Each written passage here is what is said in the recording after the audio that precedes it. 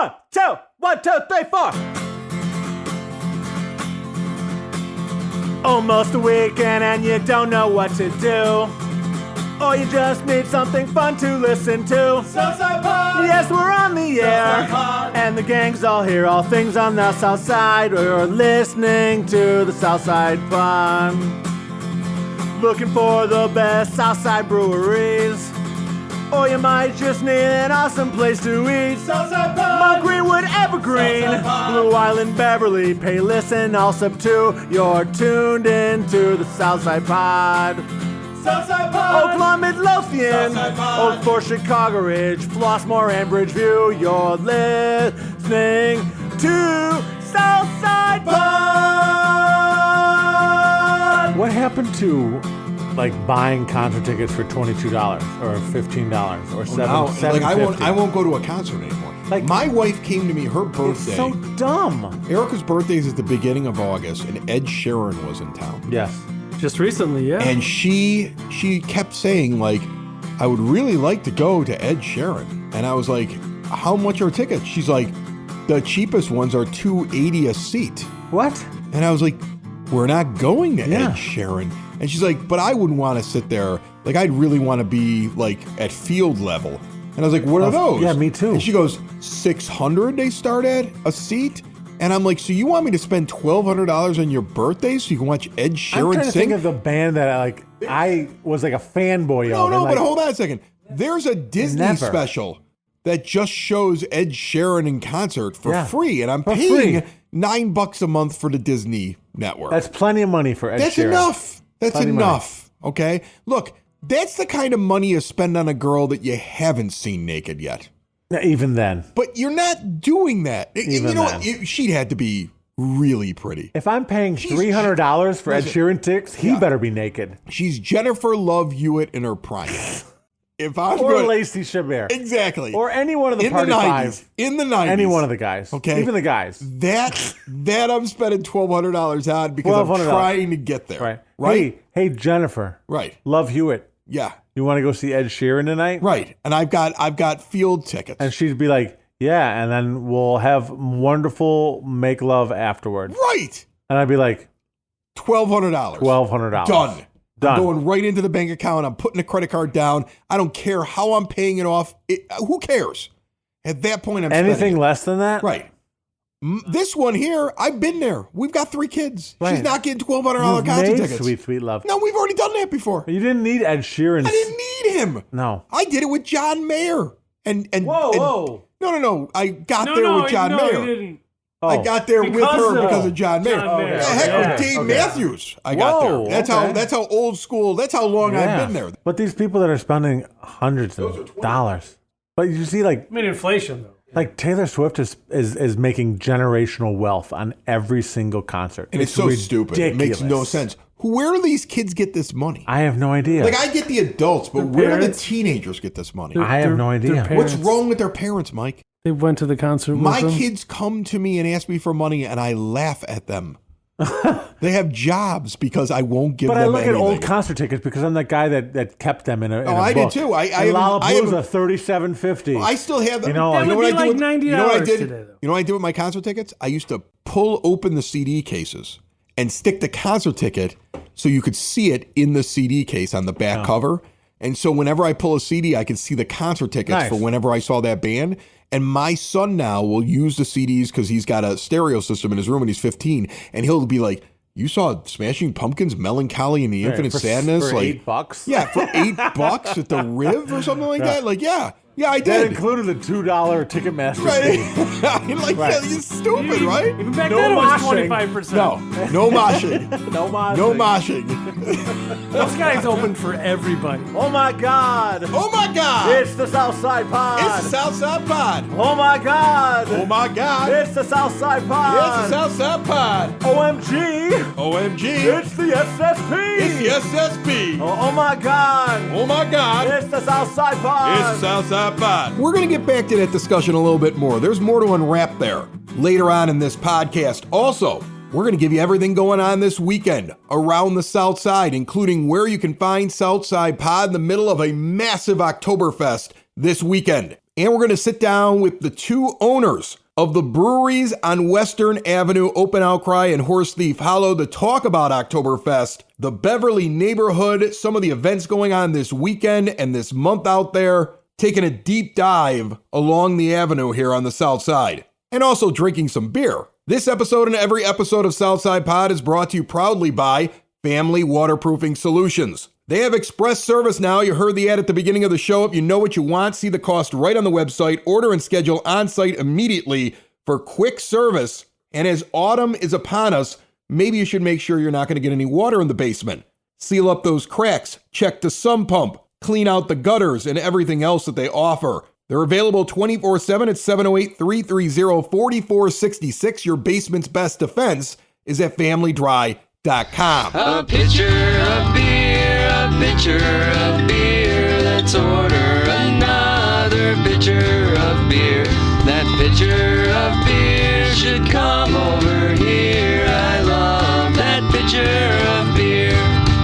We're at Horse Thief Hollow in Beverly, and I have not only the guy behind Horse Thief Hollow, Neil Byers, but I also have up the street your competition here, Neil. We got Open Outcry's main guy, John Brand. How are you, John? I'm well, thank you. Welcome, How are you? Welcomed into a brewery that is not yours, which I've always wanted to do to you. I always wanted to get you out of your place and into another brewery. And Neil, you guys are friendly. I noticed that right away. It took a half hour for us to finally pick up the microphones because you got lots to talk about. Yeah, we always have a lot to talk about. Do you share secrets? Is that something that, like, you guys like talk about what's going on in the neighborhood, what's going on in the business, what's going on in beer? Is this something you do? Yeah, mainly hairstyles and makeup and that type of thing. But no, this place is a home away from home for me. I mean, I've spent a lot of time in this place over the years, especially when we were getting opened up. Neil was very helpful to us and opened up his doors to us when we were getting started. And yeah, I've spent a lot of time in here. So.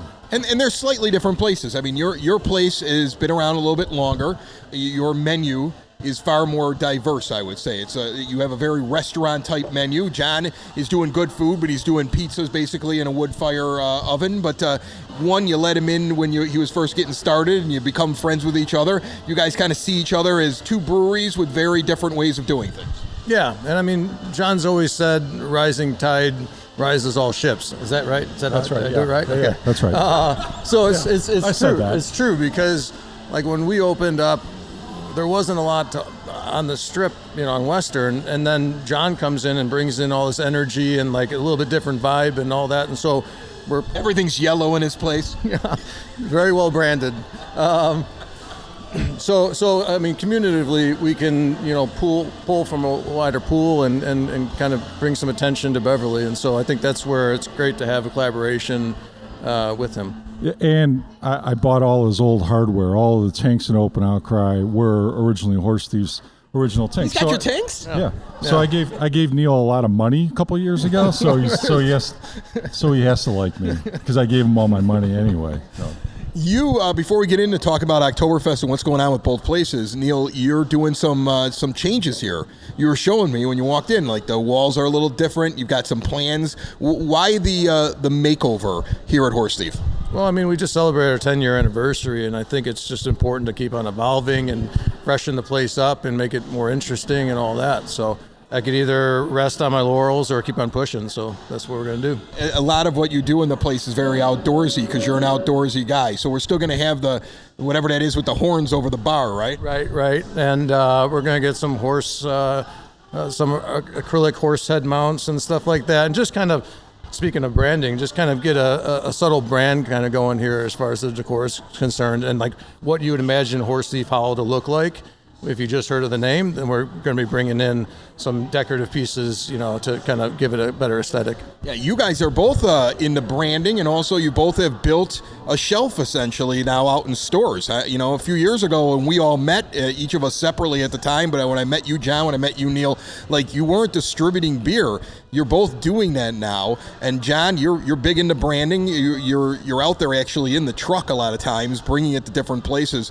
What's that experience been like? Have you learned anything about what people respond to on the can that gets it sold on the store shelves? Yeah, sure. So for both Horse Thief and Open Outcry, getting your beer in cans and on shelves is the next step in the evolution for the business that we're in. And both Neil and I worked really hard for a long time to build enough brand and brand equity so that once we put our beer in cans, that beer consumers in the Chicagoland area would recognize the brand, the label, the logos, and bring our beer into their home. And both of us, since post-COVID, have put a lot of effort into ramping up a distribution effort, and it's been working for both of us. Because when I drop beer off at places, I'm seeing Horse Thief beer on cans right next to the open Outcry cans. And speaking for me, it's been the whole point of opening up a brew pub.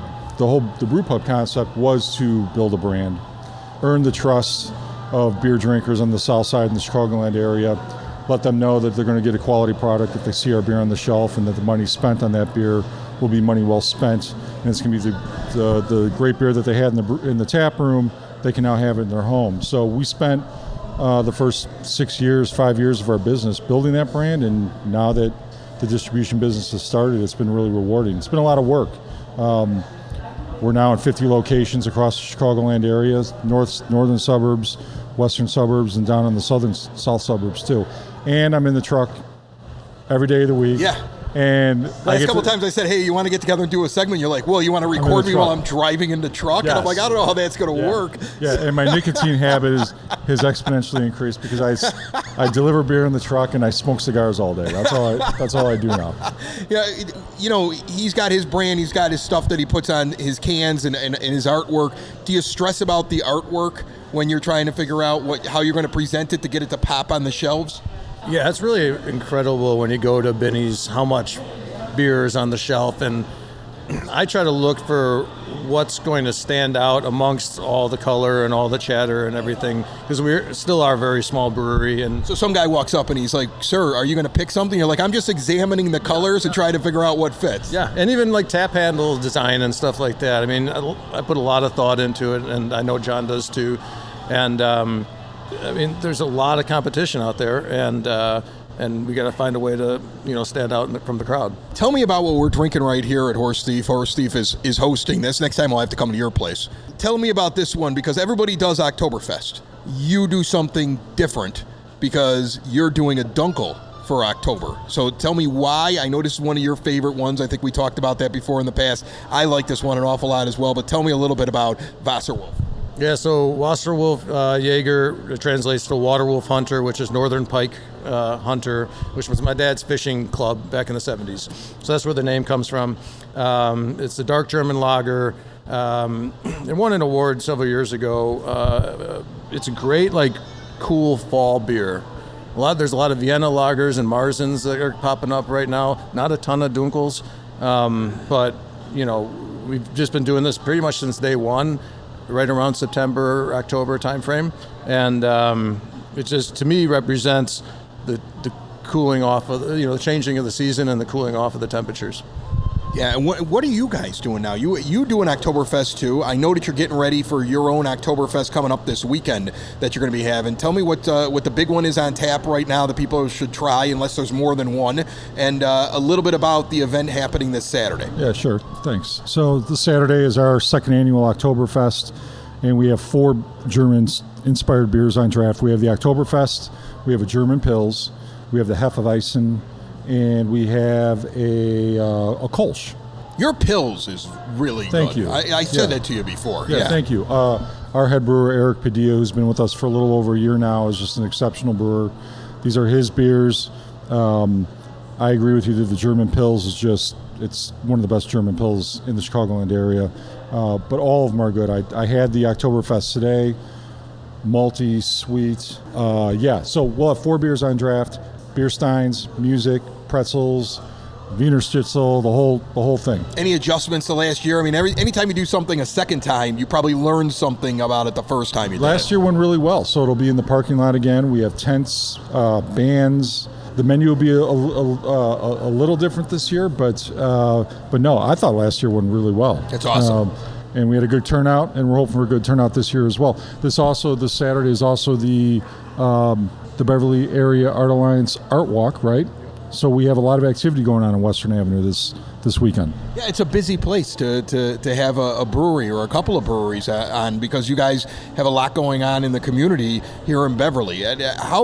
How difficult is it to keep up with all of the different groups in Beverly, all the different events in Beverly, all the different times somebody says we're bringing a bunch of people in here, or can you help us out with this? Because I would imagine the two of you have the same conversations with the same people all the time, and you have to kind of say, I can do this, I can't do that, but it's probably a lot to keep up with in this neighborhood, right? Yeah, Beverly's an amazing community, and there's a lot of passionate people in the neighborhood that are driving initiatives like the Art Walk that John mentioned, and so, busy is good, and we got to keep it that way. Your Oktoberfest is when? October 13th, Friday. We got some time for that one. You've done that for a while. I remember, in fact, one of the first times that I walked in this place, I accidentally walked into an Oktoberfest. Like, I was just like, we're going to go out. I've been to Horse Thief a couple of times. We're going to go out tonight. And I walked into the middle of an Oktoberfest with a special Oktoberfest menu, and the band was playing. It was nuts in here, and it was fun to be at. But, I mean, you've done it for a while. So what makes a good Oktoberfest, in your opinion? Kind of dates back to when I was a child. My dad would take me to a restaurant called Edelweiss on the way north side and kind of introduce me to this whole fest kind of atmosphere. So the band's pretty pivotal. We're featuring Paloma, which is a traditional German band. The Ziggy Zaggies and the Oi Oi Ois, and like just the interaction that they bring into the crowd, to the crowd, and the Stein raising. We've got great food, great beer, but it's funny. I remember when the first year we did this. So this will be the 10th year.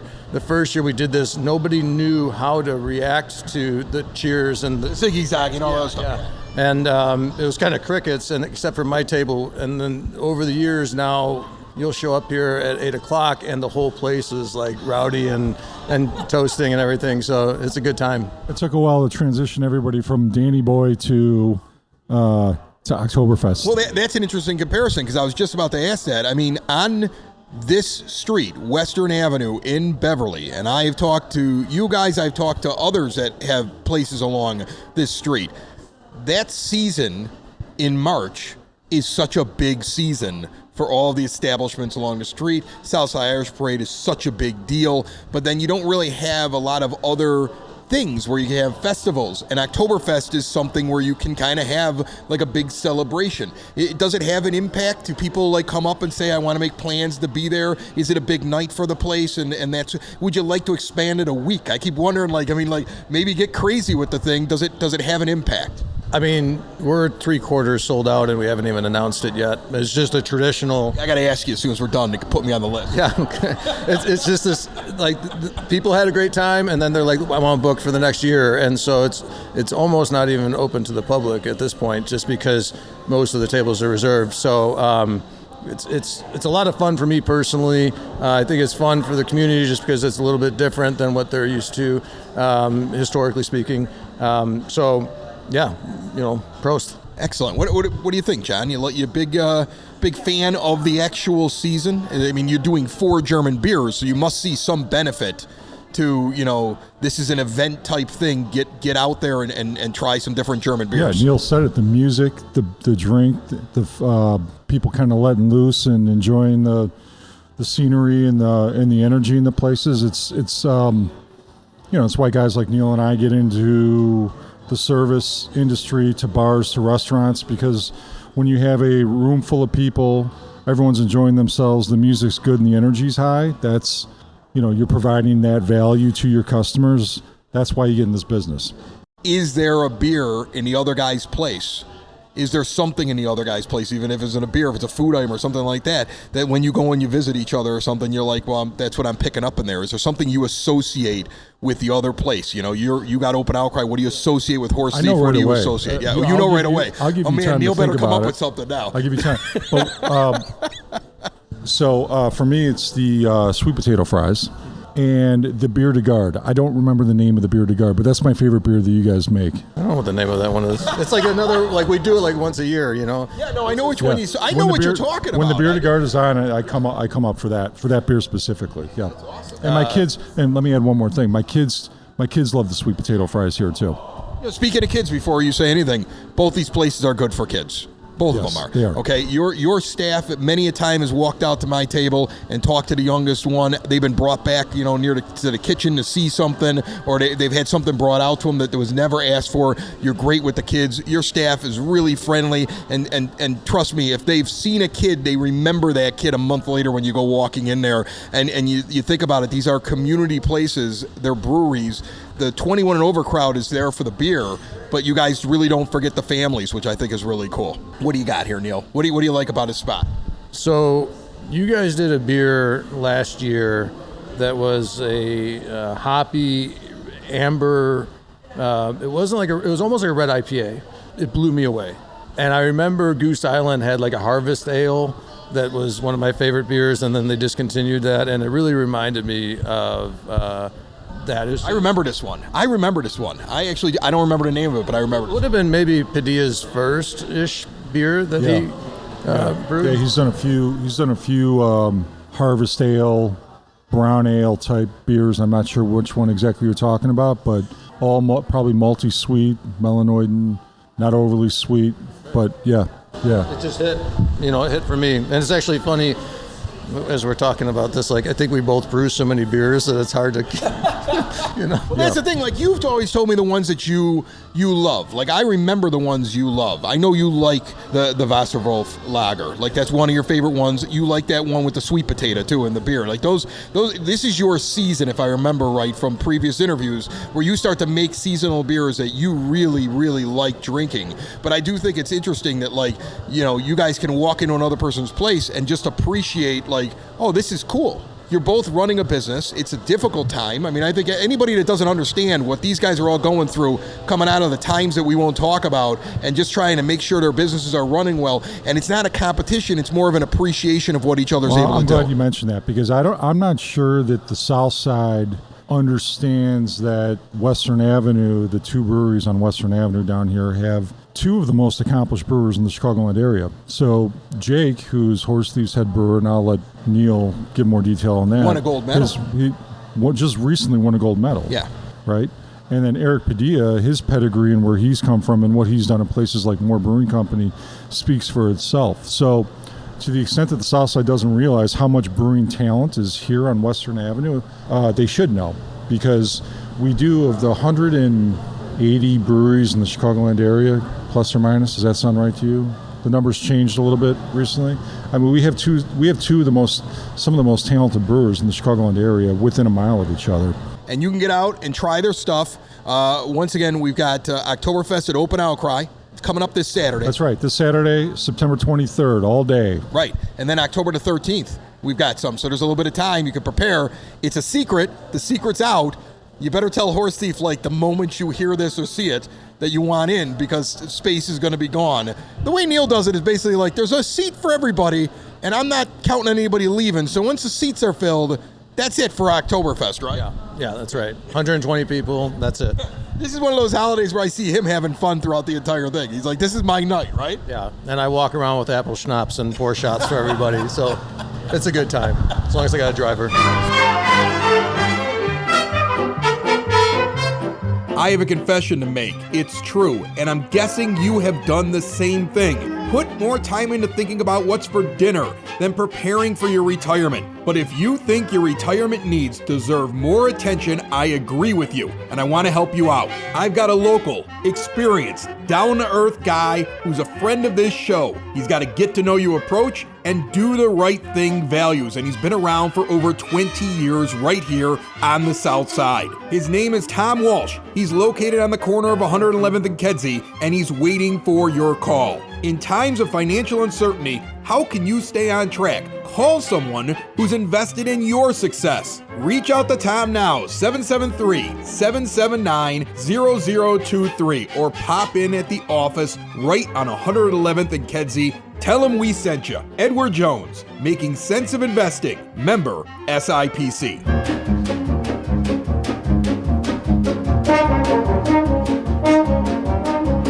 It's now time for your Southside Pod Bulletin Board. What's going on this weekend? You heard about it in that last interview, the 10th annual Beverly Art Walk kicks off on Saturday the 23rd from noon until 5 p.m. in the Beverly-Morgan Park neighborhood. 150 artists, live music, public art. It is a free event. Plan the entire thing at beverlyarts.org. On Saturday the 23rd, you can also join us. Southside Pod, Socks in the Basement will have a tent at Oktoberfest at the Forge in Lamont. $15 gets you in with a souvenir stein while supplies last, courtesy of Pollyanna Brewing. All the food, all the music, all the fun. I believe this to be the biggest Oktoberfest in the area. Your Southside Pod bulletin board is brought to you by Spoke and Vine Wine Bar and Bottle Shop, northeast corner of 95th and Kedzie. I was just in there recently. 21 and over place with some really good food. Check out everything they have to offer at spokeandvinewines.com. If you're looking for some live music in a brewery, Hailstorm Brewing Company on Friday night, 6 p.m. has Kevin Rowan performing. All ages are welcome. On Saturday, Lano Fest in Elsip, noon until 5, over by the Spray Fari Aquatic Park. Live bands, food trucks, craft fair, lumberjack show, hayride, petting zoo, bingo, you name it, they got it. A beer tent, family entertainment, so much more. Also on Saturday in Blue Island, Phil Angotti is having his record release. Also on Saturday in Blue Island, Phil Angotti is having his record release party at Blue Island Beer Company. Kicks off at 7 p.m. On Sunday, the Lyric Theater in Blue Island is putting on Stand By Me, the 1986 version. Doors open up at 6 p.m. And also on Sunday at Queen of Martyrs on the border of Evergreen Park in Mount Greenwood, the Ron Burgundies will close out Martyrs Fest, which is happening all weekend long. They'll be performing at 6 p.m. Final segment brought to you by SidSauce.net, the only place I get my hot sauce from. They grow the peppers here on the south side. They bottle them. They develop the greatest hot sauces. Most of you can also have it delivered to your door for free. See more at SidSauce.net. We were talking about concerts and ticket prices, how ridiculous it is, how I keep telling my kid how ridiculous it is. It's just music. It's just funny. music. Our parents were saying that same thing when they were paying, but $3 to see Led Zeppelin. Here's the thing. My mom spent $3.50 to see the Beatles at Comiskey. If I was their generation, there might be one band that I was like, I will save my money to go see. What's that band? I don't know. I know for my son, I think it would be Foo Fighters. My daughter, I think, would like to see Fall Out Boy. But even though I said that I would get them tickets, or I even said they both have jobs, they're not interested in spending. What's your the money. all-time band? My all-time Dead or band? Alive, $1,000 tickets go on sale. Well, and you can I have can tell you front who row. the greatest concert was I No, ever I'm saying saw. right now. Dead or Alive? Dead or Alive, I want to see the $1,000 Beatles. tickets. I want to see the Beatles. Yeah, I want to see the Beatles. I want to see the Beatles when they had all that stuff in their musical repertoire and they could play all the hits. Like, I want to see them towards the end of their career. That's what I want to see. I'm choosing Zeppelin. Yeah? Yeah. Huh? The No. Beatles were a little overrated. I've seen a lot of really great bands because of the radio thing. I mean, I've seen Aerosmith and I've seen Metallica and I've seen, there's some great, like Metallica's a great live show. Metallica's like, honest to goodness, Metallica I would never say is my favorite band, but their show. I saw a video. From the moment they warm up and the music comes on and it's the spaghetti western stuff until the last song when the stage is exploding. I saw a behind-the-scenes experience. video of James Hetfield ready to go on stage at a recent Metallica show, and I was just laughing because it's 2023, and he went up to the stage and he had a cup of tea, and he was sipping the tea. That voice. He's sipping the tea and he's getting ready, and he's Right. bobbing his head. Tea. I imagine 40 years ago, it was just downing bottles of Jack, right, to go onto the stage. He was and literally... and now it's just chamomile tea. 40 years ago, he was banging a groupie, and somebody was trying to pull him out of the gotta closet. go, James, right. you're up. I remember the year... there was in 2003...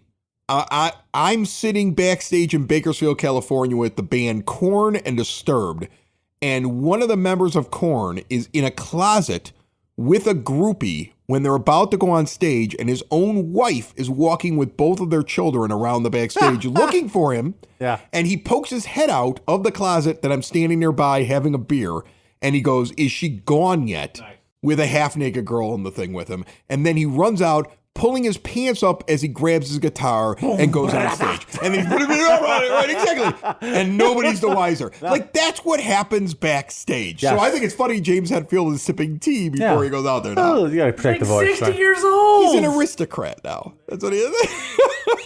Who do you see dead or alive? You said Zeppelin. Zeppelin. It's got to be Zeppelin you for go me. see. What about you, Mike? Those are, the Beatles and Zeppelin Beatles would be and my Zeppelin, first two, yeah. for sure. I mean, it cost $1,000 to see the Rolling Stones now. Best show you've ever seen. The concert you enjoyed the most. It doesn't need to be the best band, doesn't need to be your favorite band, but you went to the concert and you were like, that was the best show I ever saw. And if you're not sure, just like the best one that comes to mind right now. It was one, and this is very biased because it's one of my favorite bands, but it was one of the last Beastie Boys shows ever. They did a special show at the Riviera called the Gala event, where it was very limited tickets, and I used my connections at radio stations to get tickets to this thing. Yeah, boy. As you do. Everyone, I did that all the time. Everyone had to be dressed to the nines. I once got laid for concert tickets. I mean, you do what you do. Everyone had to be dressed to the nines, wearing suits and like tuxedos to go to this thing. And there was it was like the day before their big like stadium tour kind of thing, and it was at the Riviera, and it was just incredible. It was amazing. It was a very good show. The Paul McCartney at You saw Paul McCartney Wrigley Field. play at Wrigley Field with my family, with my mother sitting next to me singing. Paul played every with your word along. family. What did they play? What does your mom play? The tambourine or something? She's That's incredible. What does your wife play? Washboard. She The plays washboard. Wow. These guys suck. God, I hate you It's the Southside. It's the Southside. It's the Southside Pod. Thanks for listening. Thanks for tuning in to the Southside Pod. Y'all come back now, you hear?